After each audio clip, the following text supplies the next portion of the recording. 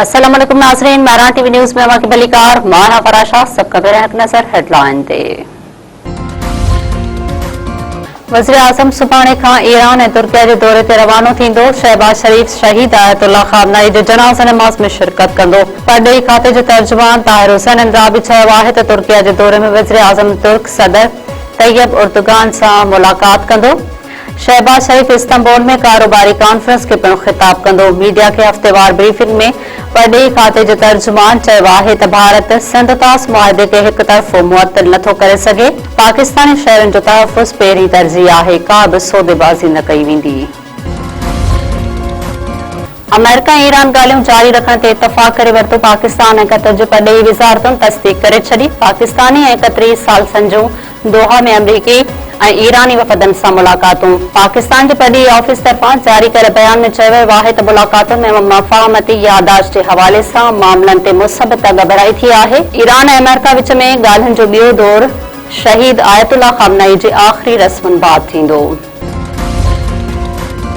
वफ़ाक़ी घरू वज़ीर मोहसिन नक़वी जी रियाज़ में सऊदी हम मुंसिब सां मुलाक़ात। सिक्योरिटी मामलनि ते ताउन वधाइण लाइ अहम यादाश्त ते सयूं। गॾियल दिलचस्पी जे मामलनि ऐं ख़िते जी सूरतहाल ते ॻाल्हि ॿोल।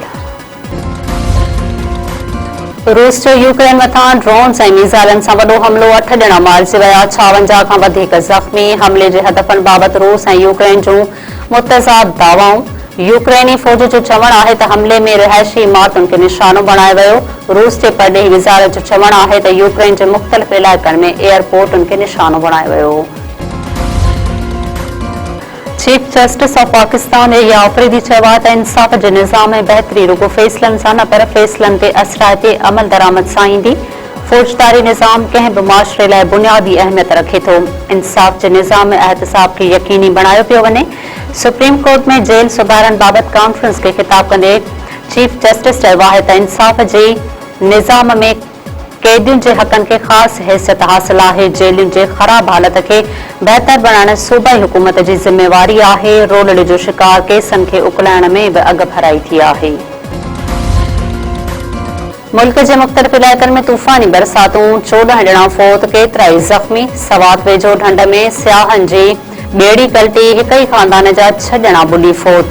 हिक लापता औरत जी ॻोल्हा लाइ रेस्क्यू ऑपरेशन जारी। अटक में घर जी छित ऐं भित किरण जे नतीजे में 2 भाइरनि समेत 3 ॼणा फौत।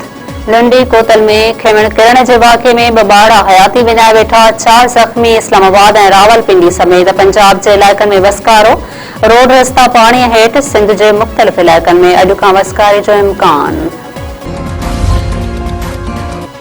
सिंध जे मुख़्तलिफ़ इलाइक़नि में कार इल्ज़ाम हेठि 2 औरतूं क़तल। पीर जो ॻोठ वेझो जवाबदार पंहिंजी घरवारीअ खे बंदूक जा फायर करे क़तल करे छॾियो। बिरादरी जतोई थाणे जे हथ ॻोठ सॼण महेसर वे साबरा महेसर क़तल। वाक़े बाद जवाबदार फरार। दोदापुर वेझो जवाबदार घरवारीअ खे बेदर्दीअ सां क़तल करे फरार। ॻोठ हुसैन बख्श हाजी जो ॿिए औरत हुमेरा बंदूक जा फायर करे क़तल।